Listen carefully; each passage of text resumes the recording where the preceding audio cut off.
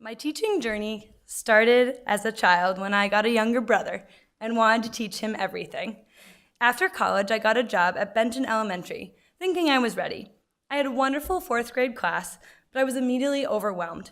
The thing about teaching is that no amount of school can prepare you for it.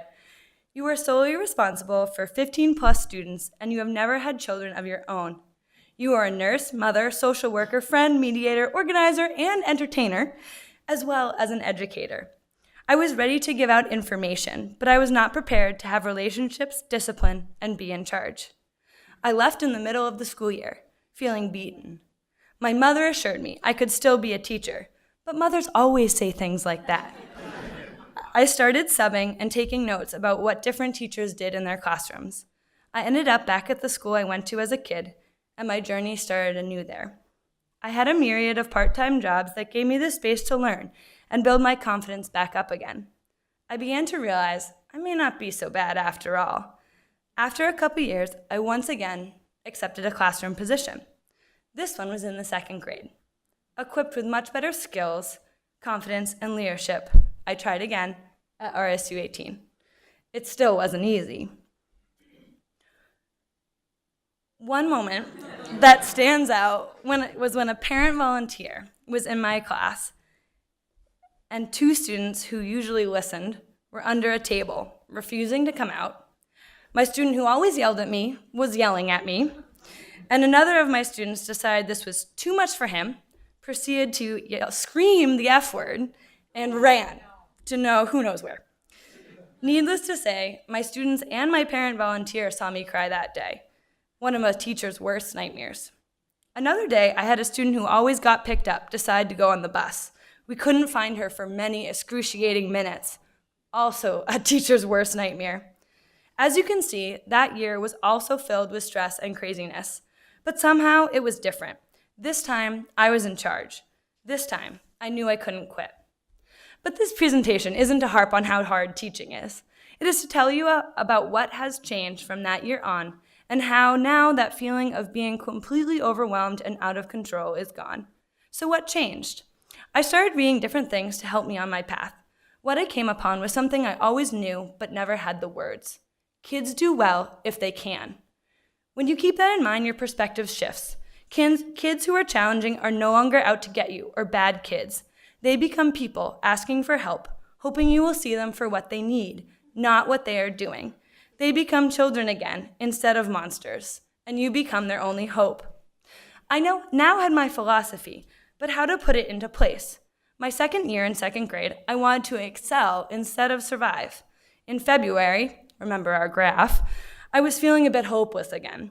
Many of my class had struggled with past trauma, and others were facing new challenges that year. They were quite a sad bunch, and we were all getting sick of each other. So I went back to a training I had had. I grabbed positive discipline in the classroom. What I used from it that year was the problem-solving aspect. A student would share a problem and everyone would give solutions.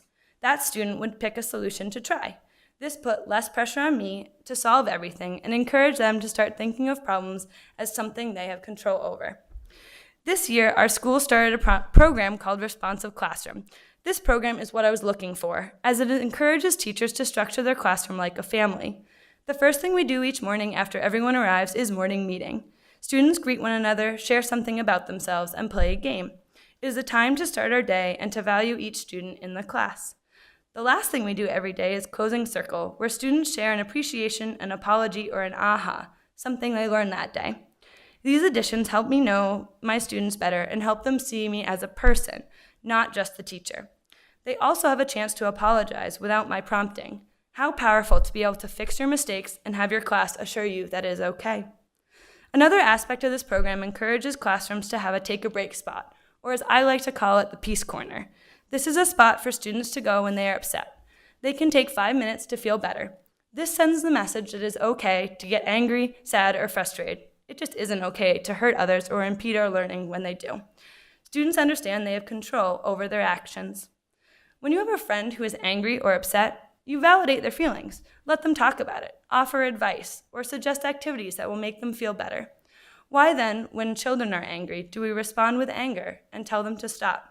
Instead, we can empower kids by validating the emotions they feel and giving them the coping mechanisms to feel better.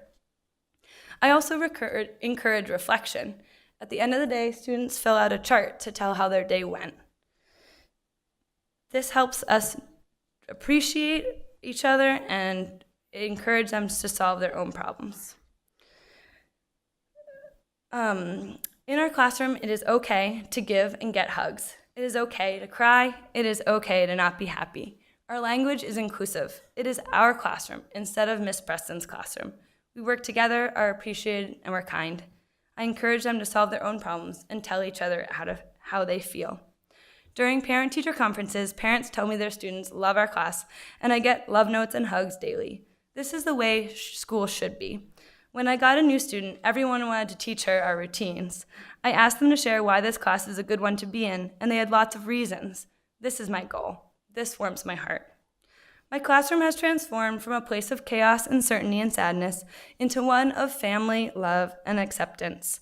Last year, I had a student almost refuse to get on the bus the last day of school because she didn't want to leave.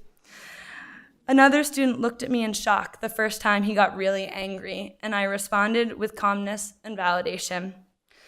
This year, a student, without prompting, asked to write an apology note to a student in another class.